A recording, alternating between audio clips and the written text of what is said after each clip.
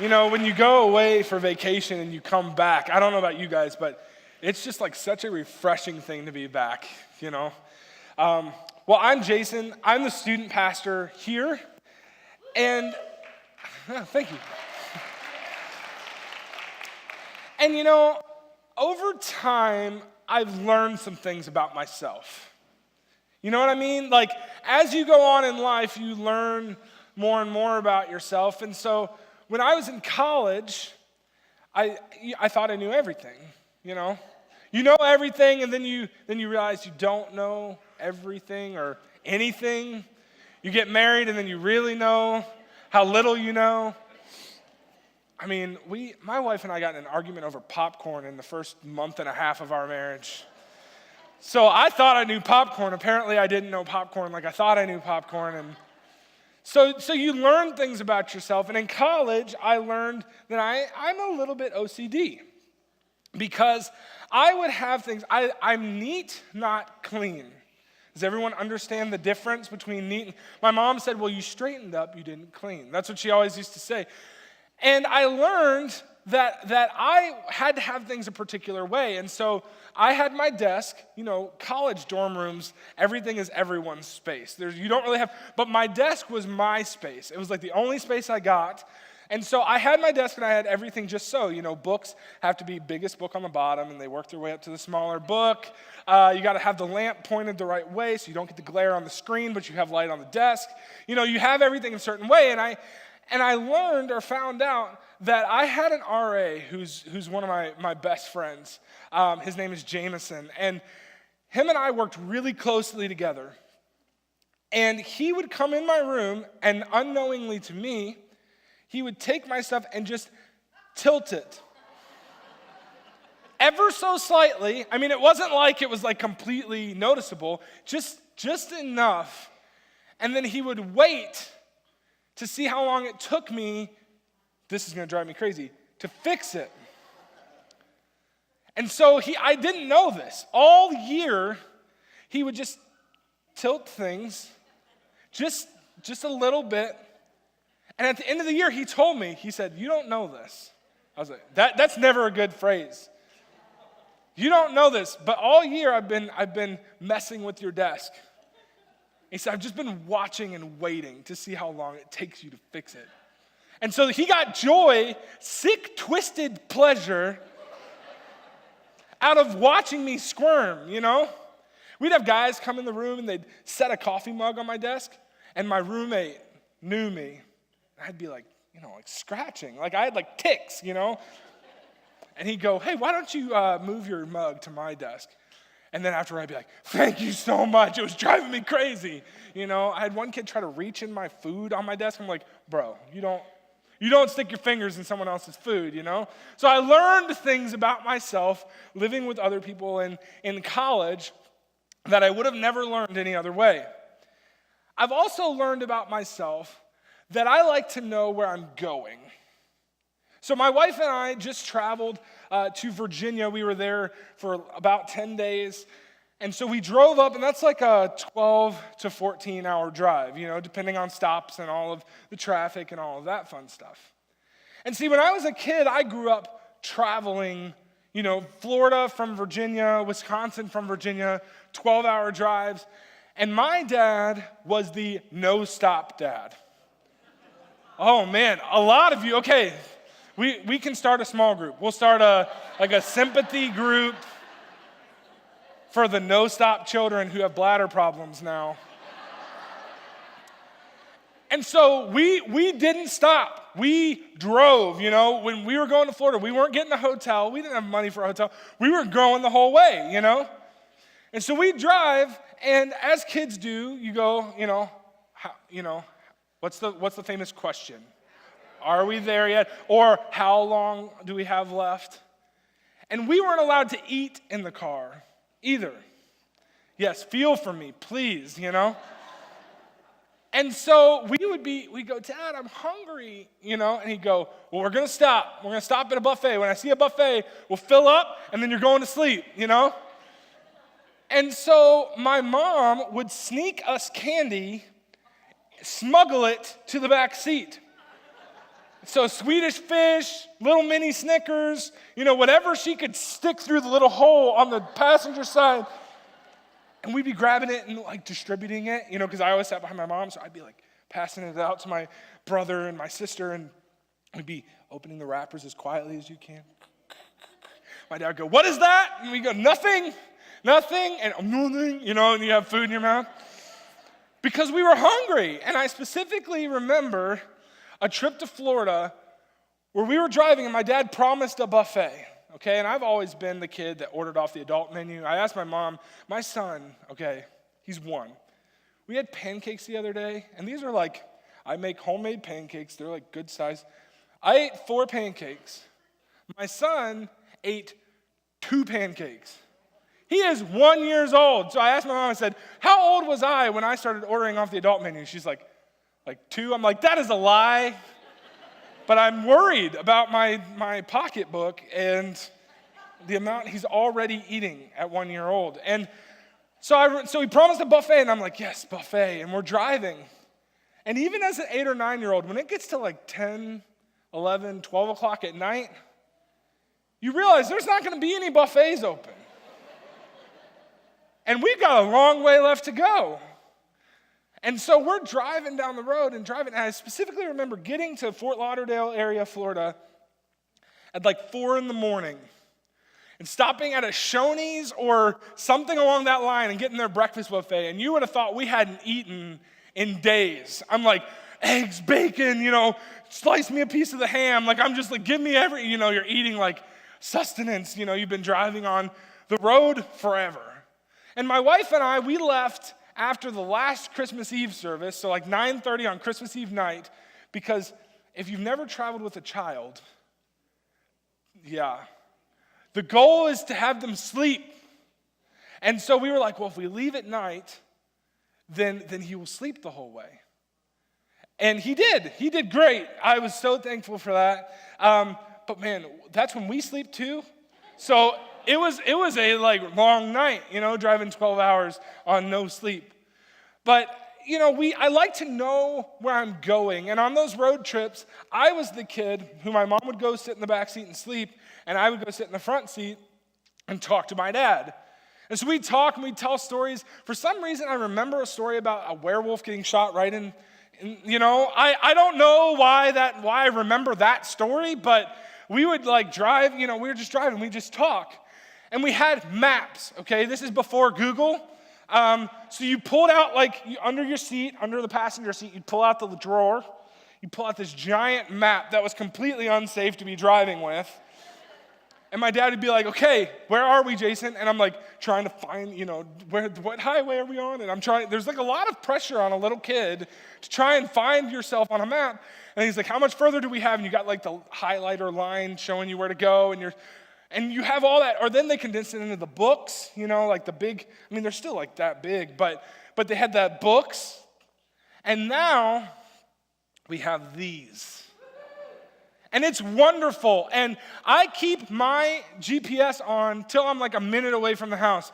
And we were driving back here, and I had it up. We were driving down 41, and my wife, Alicia, goes, "Do you still need the map up?" I'm like, "No, but it tells me how much time I have left." My son's screaming in the back. I'm like, 5 minutes, buddy, just 5 minutes. And I like to set goals like, 45 miles in 45 minutes? We can do better than that. You know what I mean? Like you're like, when we left, the starting time said we'd arrive at 10 o'clock. We made it at 9:42. How about that? Bring it on, Google, So it's wonderful. I like to know where I'm going. I love playing board games. And we played a card game called Pooh. It's exactly what you think it is. The goal of the game is to be the monkey with the least amount of poo at the end of the game. And you indicate how much poo you have with chocolate chips. And so I wanted to know, how do I win and be the least poo-covered monkey? Because I like to know where I'm going. And I won the first game of poo. then I was the first one out in the second game. But, I like to know how to win. I'm competitive. So playing Risk with my dad when I was 8 was a bad idea because he would just build his troops up and you spread yourself all the way out. And little kid, you think, I'm doing so good. And then the dad comes through and wipes the whole board and you're dead. And he's like, that's how you play Risk, kids. And so that's where my competitive drive, comes from. But see, as adults, we like to be successful. We like to measure success. And so there's nothing worse than having a job where you don't have a clue what you're doing. You get yelled at by your boss for something. He's like, well, why didn't you do this? And you're like, I didn't even know I was supposed to do that. That's the worst kind of job because you want to know, if I'm going to do this job and I'm going to do it well, how do I be successful? And so we set goals for ourselves. You set work goals. And so if you're in sales, you may go, okay, I want to sell this many by this quarter. I want to do this and that and make this much commission so I can afford to do this. And you set work goals. Or maybe you're like, well, there's this job opening at my work and I want to get promoted. I think I'm capable of becoming this job title at my work. And maybe you're like, I just want to get a new job. I'm at a job that I don't really like. And so my goal this year is to get a new job. Or maybe you're artistic and you're like, I'm going to sell stuff on Etsy, if you know what that is, girls knit things and then sell them. My wife does it. And so maybe you're like, I want to start a side job. I want to start writing a blog or, doing something like that. Or we set relationship goals. In college it was ring by spring. Yeah, if you've never heard of that, there you go. Going to a Christian college, it was people met in September and were married in June, the next June or whatever. It was so fast. And that was kind of my story. One year, we did this thing called beginning with the end in mind. So we were setting goals. And so I wrote all these realistic goals, things that could actually be attained. And then just on a whim, I was like, get a girlfriend, and I thought, this is not a realistic goal at all. This isn't going to happen. So I wrote the goal. Someone said, aw, thanks. I was trying to be realistic. So I set this goal to find a girlfriend. That year I met my wife, got engaged, and then got married the next year. So that was a good goal. I accomplished my goal, But we set relationship goals or New Year's resolutions. Yeah. If I was to ask you to raise your hand for who's already broken your resolution, it'd be a sad day. So we won't do that. But how many of us have set, I'm going to lose weight this year. I'm going to eat healthier. And then you see them posting pictures on Instagram. And it looks like mulch out of a lawnmower. And you're like, that is not food. That's what I feed my rabbit. That is not real food. They're like, goals, eat healthier. And I'm like, I'll eat healthier. I'm not eating that healthy. I still like to enjoy, what I eat. Or it's football season and all these teams are in the playoffs. And as a Packers fan, it's come on, win one for the Gipper. It's been a rough season. Because, we Packers make the playoffs every year. I want a Super Bowl, And all these teams set out for Super Bowls, not just playoffs. We set goals because we want to see things achieved in our life. And see, we're conditioned to ask the question, why am I here? We sit there and we go, why am I here? What's my purpose? What am I accomplishing? I'm doing this job, but am I really accomplishing anything? And we ask ourselves these questions because we have these huge dreams when we're younger, and then we get older and older, and we start looking back on our life and going, am I accomplishing the things that I dreamed about? And so we try to achieve these things through schooling. We get the degrees and we get all the things that we think we need that will give us purpose. And then, we try to be successful. And so we set all these work goals and we compare ourselves to our competitors and our fellow employees. And we go, well, I'm doing better than them. And we're trying to be successful. And we're striving at all these things to give us purpose. And we're trying to find identity. But the fact is, God is the one who gives us purpose. See, we're trying all these things. We try to do all the things that will give us some sort of purpose. And God's like, no. I give you purpose. And all through the Bible, you see God take people who have an identity and give them this much grander purpose. There's a woman in the Bible, there's the book of Esther. And you find this woman who's just kind of, a peasant. She's just kind of doing life. She's raised by her uncle. And she's just going about life. And the one thing she has going for her, she's attractive. People find her attractive. And so the king is looking for a wife. And so back in that day, what they would do is they'd find some females that would be suitable. They'd basically, give them a bath, because they don't get baths back then, You get them prettied up, and then you put them in front of the king and say, pick one. That would be so much easier, wouldn't it? Here's 5, pick one, So she goes, she gets picked, she becomes the queen. She has an identity. Then she gets placed there at a time when the nation of Israel is getting ready to be wiped out. And because she's the queen, and because she can speak to the king, she saves the entire nation of Israel. God gave her a purpose that was so much bigger than the identity she had given for herself. He gave her a purpose. Or you see someone like Peter, who was a fisherman, and some of you are like, that would be the life. If I could fish all day, that would be the best. And he was just tending his nets and kind of doing his thing. And God gave him a purpose where he started the church as we know it today. Peter started preaching and people were getting saved, but he never would have seen that purpose if he had just stuck with the identity that he had created for himself. And see, God gives us purpose. And so today I want to look at this guy named Nehemiah. And Nehemiah, I'm going to give you like the Star Wars scroll overview of his life, and you're trying to read it fast enough so it doesn't go away before you finish. But we're going to be in the book of Nehemiah, so if you have your Bible and you want to flip, you can flip there. But Nehemiah is a Jewish servant in Persia to the king. He's got a pretty comfortable life. Everything's going pretty well for him. He's content. He's comfortable. He's made this living for himself. And he's the cupbearer to the king. Now, there are pros and cons to being the cupbearer, just like there are pros and cons to any other job. Pro, you live in the palace. You're with the king all the time. If you're a servant, that's where you want to be. You get the best clothes because the king wants you to look nice when you're in his presence. You're doing well for yourself. Con, you taste the wine before the king does. And if it's poisoned, well, there's a vacancy in the palace. Job boards pop up and someone's looking for a cupbearer job. So there's pros and cons to this job, but Nehemiah is kind of just faithfully doing his job. He's content. He's got everything a servant could ask for. And then he writes this memoir, okay? He writes this book that's coming from him, so it's cool, especially in the NLT, to read because it's like him speaking to you, just telling his story. And so that's where we pick up in Nehemiah chapter 1, verse 1. It says this. It says, "These are the memoirs of Nehemiah, son of Hilkiah, in late autumn in the month of Kislev.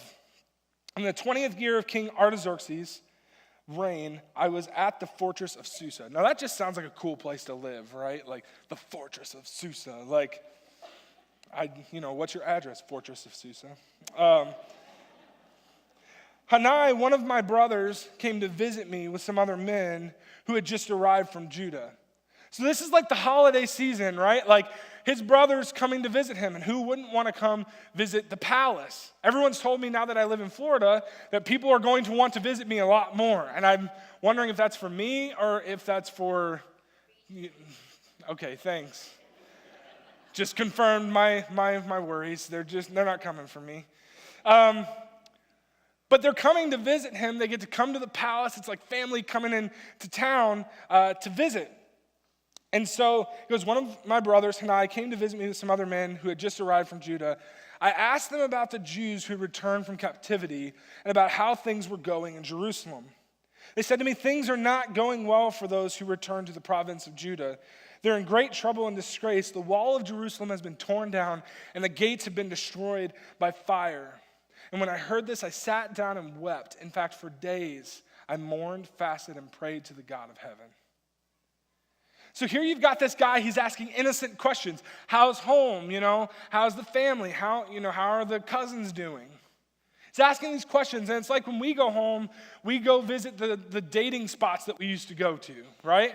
You know, you kind of reminisce, and one day we'll take Benaiah and go, well, this is where your mom and dad met, and this, we're not at that point yet, but sometimes we'll like ditch our kid to our parents, you know, here, have time with your grandkid, and then we go, you know, on dates. And so there's this restaurant in Lynchburg called R.A. Bistro, and so we go, and that's like one of our first unofficial dates that we go to that place. Or in Richmond, there's this place called Bottoms Up Pizza, and they have like a pizza called the Chesapeake. It's got like crab and all sorts. Oh my gosh, it's so good. And it's tucked, it's like under a train track, and it's, so you go and you want to visit these places. And so he's asking, like, how are things back home? Like, I have fond memories of home. I want to know how things are going. And they go, well, Nehemiah, it's not good. Jerusalem as you knew it is not what it is now. And I mean, if you heard that about your hometown, if you just heard everything was in ruins, your heart would break too. And so here he's heartbroken, he's homesick. And honestly, at this point, he was just looking for a visit from his relatives. He wasn't ready for God to rock his world. Like, that's not what he was in it for at that moment. He was just like, I just want to visit, and God just rocked him. And so the first point I want to make here is God's purpose is found in the things that move us. Because see, at that moment, you had this guy who was comfortable. Life was good. He didn't have to worry other than someone possibly poisoning the king.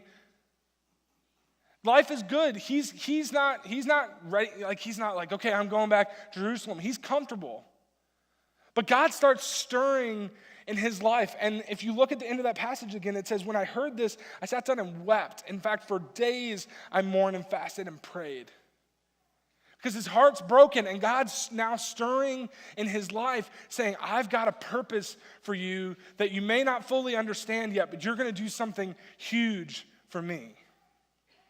He's stirring in his heart. He's moving in Nehemiah's life. And so he's homesick, and he's just yearning to help people at home. And the thing is, when God gets a hold of your heart and starts to move, there's nothing you can do about it. And it's amazing to watch something like His Girls. God got Tom and Tracy's heart, and man, people are being freed from addiction, being saved. If you're at First Tuesday, being baptized, God's moving because they allowed themselves to go with the heart that God had given them to lead these girls. Or you look at the toy drive, and I got to walk in the room on Christmas Eve and see all the toys, and Shelly was just, freaking out at all the stuff that was in there, and it was amazing because you guys didn't just go, let me go to the dollar store and buy as many cheap things as you can. There were scooters and diapers and underwear and all sorts of stuff. You guys grabbed your heart and you allowed God to move you to a bigger purpose than you had for yourself. Or you look at Swaziland, and we got the opportunity to drill some wells and do some, bathroom facilities. And God so moved in your guys' hearts that we were able to do that, and then moved in Sid and Kara's hearts to the point where they're going over there for 10 weeks, possibly to stay, because God's moving in their heart to do something bigger than they may have seen for themselves. The question is, what are you passionate about? What is God moving in your heart? Because we've all got spheres of influence that you may only be able to reach. You may go, man, I love athletes. And like if that's what God's moving in your heart, go do something with that. You say, I'm a business professional, I have a heart for business professionals. Then get some of them around you and just love on them. Don't let that stirring go, unused. Jeremiah, God specifically told Jeremiah, I want you to go preach. No one's going to listen to you. Yeah, it's like, that's a terrible job. But Jeremiah, in the book of Jeremiah, it says, God's word is a fire in my bones. I can't keep it to myself. What is God moving in you that you just can't keep to yourself? The passage goes on and it says this. It says, in chapter 2, it says, early in the following spring, in the month of Nisan, which if you don't follow the Hebrew calendar, some of you may not be, fully up on that. That's 4 months. During the 20th year of King Artaxerxes' reign, I was serving the king his wine, and I had never before appeared sad in his presence. So the king asked me, 'Why do you look so sad? You don't look sick to me. You must be deeply troubled.' And then I was terrified." Now that seems like an odd response when someone comes up to you and goes, "Why are you so sad?" And he's terrified. That seems like an odd response. But he could have lost his job, put in jail. You could not appear in the presence of the king unhappy. And here this guy who was with the king day in and day out just couldn't keep it in anymore. It was physically seen on his face, and he was terrified. But I replied, "Long live the king. How can I not be sad? For the city where my ancestors are buried, is in ruins, and the gates have been destroyed by fire." And the king asked, "How can I help?" That's not the response you would expect from a king. He could have said, "Suck it up," or "Get thrown in prison." But no, he sees Nehemiah's heart, sees God moving in him, and says, "Well, how can I be a part of this? How can I help?" And with a prayer to the God of heaven, I replied, "If it pleases the king, and if you're pleased with me, your servant, send me to Judah to rebuild the city where my ancestors are buried." The king, with the queen sitting beside him, because no king makes a decision without the queen. That's why he's king. He made some wise decisions. Asked, "How long will you be gone, and when will you return?" After I told him how long I'd be gone, the king agreed to my request, and I also said to the king, if it pleases the king, let me have letters addressed to the governors of the province west of the Euphrates, instructing them to let me travel safely through their territories on my way to Judah. And please give me a letter addressed to Asaph, the manager of the king's forest, instructing him to give me timber. I will need it to make beams for the gates of the temple's fortress, for the city walls, and for the house for myself. And the king granted these requests because the gracious hand of God was on me. God gave him a purpose, and then he gave him opportunity. But the deal is, God's purpose often calls us to wait patiently. Because it was 4 months. He waited 4 months where he was mourning and praying and fasting and just going, "God, how could this happen to your people?" 4 months. We live in a time where we want instant gratification. Like Amazon's right there. You can order whatever you want at any given moment, and it can be at your door the next day, you know? He waited because God had given him a purpose, but hadn't given him the go-ahead yet. And so he was just waiting for the right time. And here's the deal. You need to wait patiently, not idly. Because a lot of us will say, "Well, I'm just waiting on God. I'm just waiting on God," but you're not doing anything to seek what God has for you. So we go, "I'm just waiting," and sometimes I just want to be like, maybe God is waiting on you. Maybe God is waiting on you to take a step. And if you look at Nehemiah, the king said, "What's wrong? How can I help?" He didn't go, "Hey, give me a couple days to think about it." He said, I need this, I'll be gone this long. Hey, and by the way, I'm going to make a big ask of you. Can I have timber too? Can you give me letters so I can travel? Can you give me timber so I can build things? He made a huge ask of him. And the beautiful thing is he goes, the king granted these requests because the gracious hand of God was on me. When God gives you a purpose, nothing can stop it. No ask is too big, no dream is too big, and maybe if your dreams aren't scaring you a little bit, you're not dreaming big enough. Maybe you're dreaming man-sized dreams and God's like, "Hey, I have God-sized dreams if you'll just be willing to listen." And so he gives him all these things. And so my question to you would be, what can you do now to prepare yourself when God opens the door? Can you do something now instead of just going, "I'm just waiting on God"? To go, "Well, I'm going to wait on God, but I'm going to pursue him. I'm going to seek him. I'm going to do these things to set myself up so when God opens the door, I have a plan. And I can go, here's what I need. Here's what we're going to do. This is how we're going to be successful." The last thing is God's purpose endures the opposition. Because if you are pressing in to the things that God has for your life, people are going to push back. There are going to be people who don't want to see you succeed. There are going to be people who are like, no, that's not the calling God has for your life. And all of us kind of have a nemesis. I had a nemesis in second grade. His name was Alex. And Alex was my nemesis because his girlfriend was the girl I wanted to date in second grade. But the deal is, there's always going to be pushback. When God gives you something and you're running with it, there are going to be people who don't want to see that happen.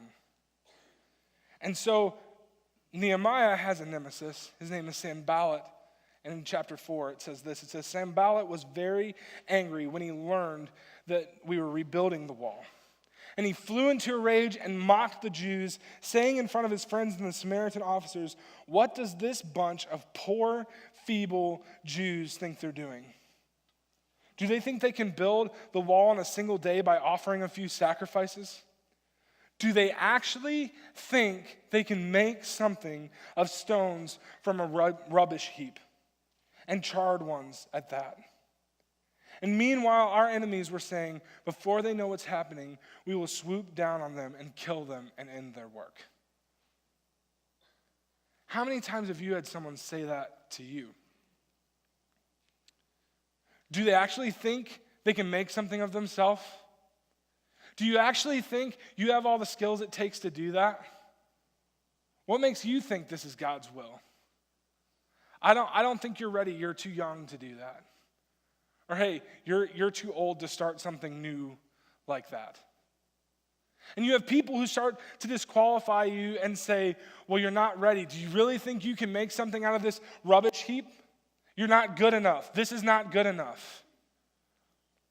And these crisis moments can either become deathbeds or diving boards. Because oftentimes, crisis is where dreams go to die. Because things get hard, and these big dreams that you had, you're like, man, we'll just chalk it up as a loss. It's okay. Like, we'll just move on. We tried. Good game. We made it this far. You hear coaches after playoff games all the time. They get up in front after they've lost and go, we played really hard. We had a great season. We're going to come back and try a little harder next year. Didn't end the way we wanted it to, but, good game. And sometimes opposition, Nehemiah could have gone, I'm done. I had a comfortable job, good clothes. I had 3 square meals a day. Everything was good for me in the palace. I'm done. I'm going back because this just isn't going to happen. There's too much opposition. People want to kill me and kill all the people with me. So I said they can become deathbeds or diving boards because if you choose to keep going, you can dive further into the will that God has for your life. And that's what Nehemiah decides to do. He's like, look, it's hard, and I could go back to my cushy job, but God's purpose is bigger than some trash talk from a guy who can't do what I'm doing right now. And so it goes on, and it says this, and I love this. It says, so I placed armed guards behind the lowest parts of the wall in the exposed areas. I stationed the people to stand guard by families armed with swords, spears, and bows. And during this time, none of us, not I, nor my relatives, nor my servants, nor the guards who were with me, ever took our clothes off. We carried our weapons with us at all times, even when we went for water. He said, it may be inconvenient, but I'm going to keep going. This purpose is bigger than me. It's bigger than them. I've got a purpose from God. And here's the deal. We don't miss God's purpose because it's too hard. We miss God's purpose because we're so afraid to fail that we don't even try. We go, well, what are people going to think? What are people going to say? Like, what if I step out and try to start this business that I feel like God's leading me to and it fails? Then people are going to say, I told you so. And then I'm going to look terrible and my finances are going to be a wreck. And we start going, well, what happens if this doesn't succeed? What if this isn't God's purpose? And we start questioning all these things. And Nehemiah says, no. This is what I'm going to do. I'm going to put people here. I'm going to put people here. And if it means I don't change clothes and I'm ready to fight at a moment's notice for, the next however long, then that's what it means. But we're going to get this done. We're going to build a wall from rubble that no one else would have seen potential in. We're going to get this done. And so the next verse is beautiful. In chapter 6, it says, so on October 2nd, the wall was finished. Just 52 days after we had begun. When our enemies in the surrounding nations heard about it, they were frightened and humiliated. They realized the work had been done with the help of our God.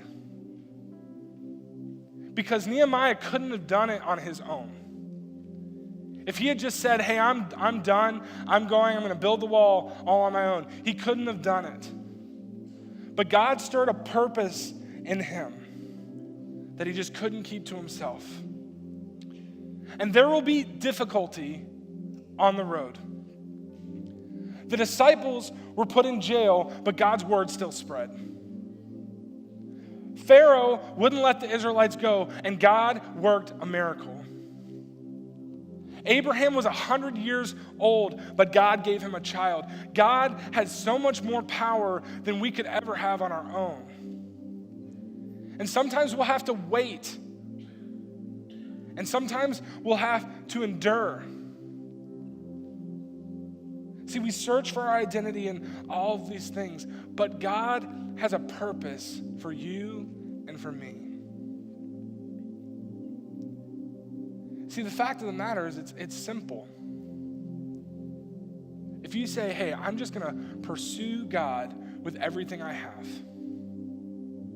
If I can just be the best lawyer, the best cashier, the best waitress, the best whatever I am for the glory of God, God's going to reveal a purpose to you that you never would have seen for yourself. But you've got to go, God, I want you. I want your will. Nehemiah had a huge task in front of him. But he said, look, God's put this in me.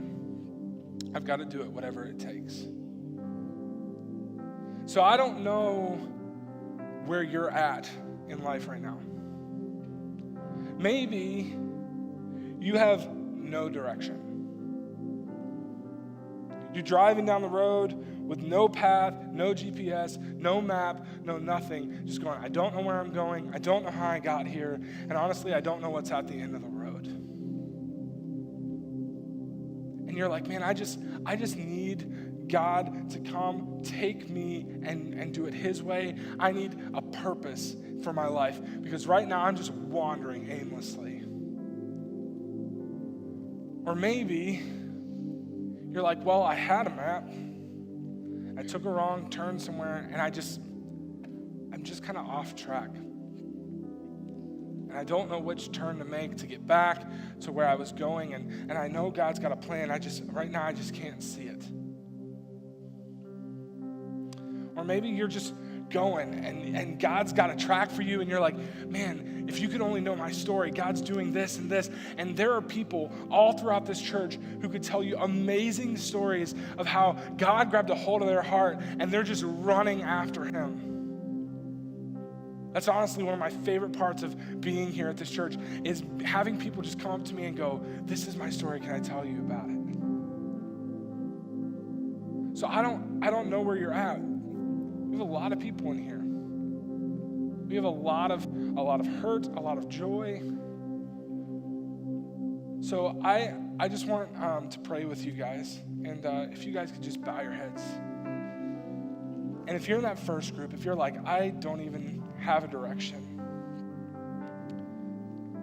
but I want one. I want God's purpose. I'm tired of trying to drive this by myself. If that's you, would you just raise your hand so I can pray for you? Thank you. You guys can put your hands down. And so if that's you, if you're like, this is it, I want God's direction, I'm tired of doing it on my own, then you can just pray something as simple as this. Just, God, I want your purpose. it's a lonely road trying to do it by myself. And I know I've screwed up. I know I've taken wrong turns. I know I haven't followed you like I should. But God, I need your help. God, thank you for sending your son to die for me. And so, God, I just pray that you give me a purpose that endures even in the trial, even in the pain, even through the waiting. God, I give my life to you today. And maybe you are in one of those stages. You're waiting, you're enduring. You're just going, man, it's a tough process, and it is. And I've been there. And I just want to pray for you. So, Father God,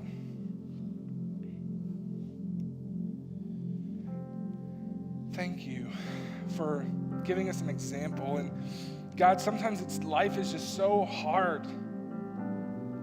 And you give us this purpose, you give us a direction, but then we start hitting roadblocks and we just don't know where to go. And then we take a wrong turn and we're like, God, I just feel so far away from you. I don't know what to do. But God, I just pray that your mighty hand would be upon us. Because God, if you're for us, who can be against us? And so God, I just pray that you would make it evident, because God, we want to know you. We want to find freedom. We want to discover our purpose. We want to make a difference, God. And so I just pray that you would allow us to just seek what you have, that we could have a but God moment where we don't have to be going that way anymore. We can follow your direction in our life.